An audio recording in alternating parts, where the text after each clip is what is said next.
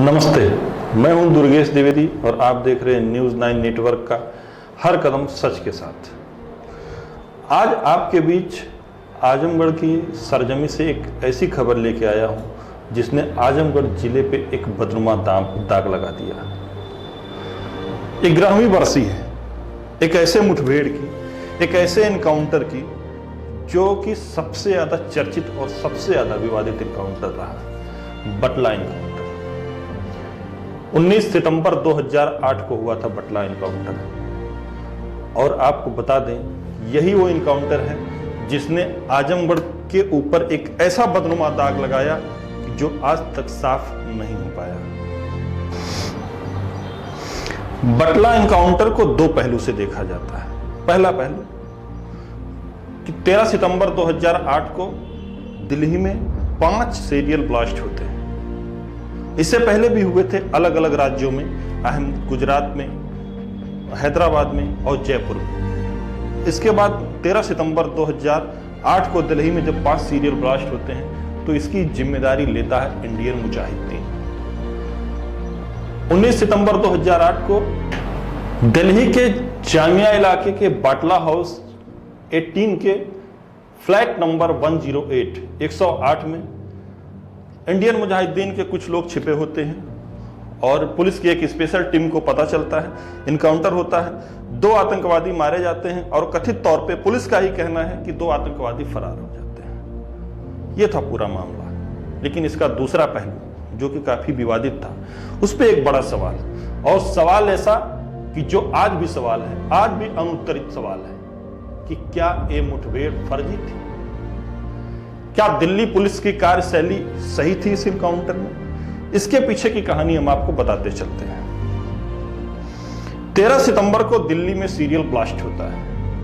महज 6 दिनों में यह सवाल जो है मानवाधिकार आयोग की तरफ से, तमाम संगठन की तरफ से जो सवाल किया गया है वो मैं बता रहा हूं आपको कि महज 6 दिनों में दिल्ली पुलिस को इतनी पुख्ता खबर कहां से लगती है कि इसी फ्लैट में वो आतंकवादी बैठे हुए हैं जिसने सीरियल ब्लास्ट किए हैं। और पुलिस पहुंचती है। पुलिस की कार्यशैली पे कहां से सवाल आते हैं हम आपको बताते चलते हैं।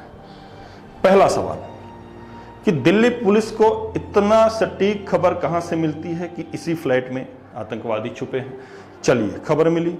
जब पुलिस वहां पहुंचती है मुठभेड़ करने, तो उसमें दिल्ली पुलिस के इस सेल के सबसे काबिल अफसर जो थे मोहन चंद शर्मा, उनको भी गोली लगती है। इस मुठभेड़ में जो 2 कथित आतंकवादी मारे गए थे, आसिफ अमीन और साजिद, ये दोनों आजमगढ़ के रहने वाले थे। जब मानवाधिकार आयोग और जामिया स्कूल से मांग होती है कि इनकी लाश दफनाने के लिए हमें सुपुर्द की जाए, और जब लाश को सुपुर्द किया जाता है, जो उसकी फोटो सामने आई थी, उस फोटो से कुछ सवालिया निशान आए थे, जिसमें जो साजिद मारा गया था उसके माथे पे इस हिस्से में गोली लगी थी। आरोप लगाने वाले आरोप लगाते हैं कि इनको समर्पण के लिए बोला गया। जब ये घुटनों के बल ऐसे करके बैठ गए समर्पण के लिए, तब इनके माथे पे गोली मारी गई। और पुलिस वहीं इस दावे को इस तरह खारिज करती है कि पुलिस का कहना था कि साजिद सीने के बल लेट करके गोली चला रहा था और उस समय उसको माथे पे यहां पे गोली लगती। सवाल नहीं खत्म नहीं। अब सवाल आता है सबसे काबिल इंस्पेक्टर, दिल्ली के काबिल इंस्पेक्टर मोहन चंद शर्मा का, जो कि दर्जनों एनकाउंटर में अपनी अहम भूमिका निभाए थे और दिल्ली पुलिस के सबसे डेकोरेटेड पुलिस ऑफिसर माने जाते थे। इस एनकाउंटर में उनको गोली लगती है। जैसा कि आप फोटो में देखेंगे, ये फोटो काफी वायरल भी हुआ था। आज भी बटला एनकाउंटर की चर्चा जब भी होती है तो मोहन चंद शर्मा की ये तस्वीर हमारी आंखों के सामने नाच जाया करती है। फोटो पे थोड़ा सा गौर करेंगे आप तो देखेंगे मोहन चंद शर्मा 2 लोगों के सहारे हॉस्पिटल की तरफ जा रहे हैं। यह हॉस्पिटल के जाते समय की तस्वीर है जो हम आपको दिखा रहे हैं। सफेद शर्ट है, सफेद शर्ट पे आगे से कहीं से भी गोली का निशान नहीं दिखेगा आपको, कहीं से भी रक्त नहीं दिखेगा आपको उनके शर्ट पे। सवाल खड़ा होता है कि मोहन चंद शर्मा को गोली लगी कहां से? तो एक ही जवाब आएगा आपका, पीछे से। हालांकि पुलिस इस दावे को भी सिरे से खारिज करती है।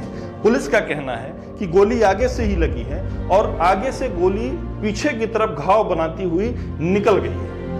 पुलिस ने यह दावा किया है। तो कहीं ना कहीं पूरे मसले में एक सवाल तो रह जाता है। वो सवाल होता है पोस्टमार्टम रिपोर्ट पे, कि पोस्टमार्टम रिपोर्ट जो बोलेगी वो माना जाएगा। लेकिन जब आरटीआई जन सूचना अधिकार के तहत इसको संज्ञान में इस मामले की पूरी जानकारी लेने के लिए सामाजिक संगठन मानवाधिकार आयोग आरटीआई से सूचना मांगता है, तो एम्स ये करके कह के इनकार कर देता है कि हम इस रिपोर्ट को सार्वजनिक नहीं कर सकते क्योंकि इससे किसी की जान को, देश को खतरा हो सकता है।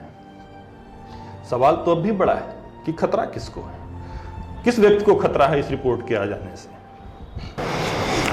अब अगर उन खबरों पे चलें जो उस समय सुर्खियां बनी हुई थी, जो कथित आतंकवादी इस मुठभेड़ में मारे गए थे, साजिद और आमिर, उनके घर सूचना तक नहीं दी जाती है। और 2 दिन बाद ये खबरें बोलती हैं कि 2 दिन बाद आजमगढ़ में दिल्ली की स्पेशल टीम पहुंचती है और उनके घर पे भी छापेमारी करती है। और छापेमारी के दौरान उनके परिवार वालों को पता चलता है कि दोनों लोग मारे गए हैं। इतना ही नहीं, पुलिस इसमें एक चीज और दावा करती है, वो भी सवालिया निशान में है। यहां पे पुलिस ने जितने भी दावे किए, अगर गौर से देखा जाए तो हर दावे पे सवाल उठ गया। उनका दावा था कि जब मुठभेड़ हुई तो उस दौरान 2 आतंकवादी बाटला हाउस L18 से निकलकर भाग गए। अब यहां पे सवाल कहां से आता है?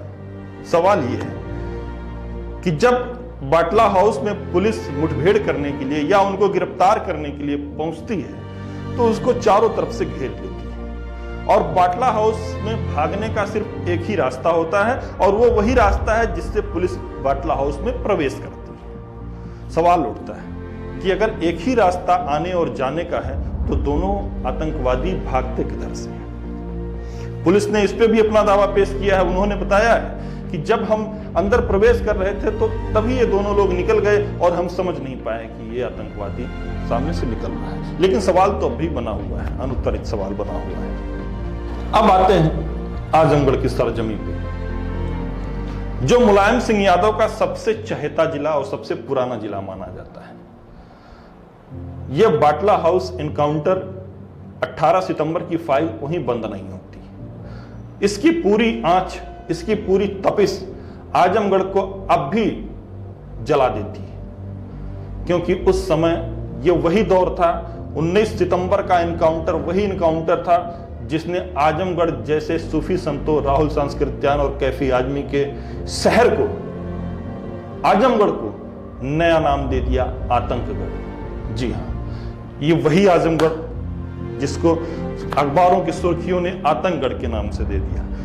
और बताते चलें कि वो दौर था जब दिल्ली यूनिवर्सिटी या कहीं भी लखनऊ, दिल्ली पे स्कूलों में पढ़ने वाले लड़कों को इतनी समस्याएं खड़ी हो गई थी कि उनको किराए पे मकान मिलना बंद हो गया था। आजमगढ़ का नाम ऐसा नाम था कि जैसे ही कोई बंदा नाम लेता था आजमगढ़ का तो उसे काफी संदेह की नजरों से देखा जाने लगता था। इसी समाज के कुछ कथित ठेकेदार, कुछ राजनीतिक लोग जो अवसरवादी होते हैं, अवसर परस्त होते हैं, राजनीति के आगे अपनी रोटी सेक के ही उनकी दुकान चलती है, उन्होंने इस मुहिम में हाथ तो लगाया लेकिन किसी के हाथ कुछ लगा नहीं।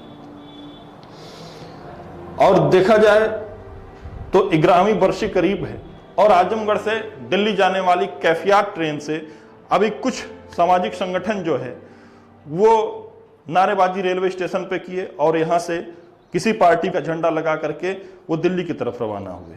उनसे जब बात की गई तो उन्होंने बताया कि केजरीवाल सरकार बनने के पहले वादा किए थे कि इस मामले की हम पूरी जांच करेंगे।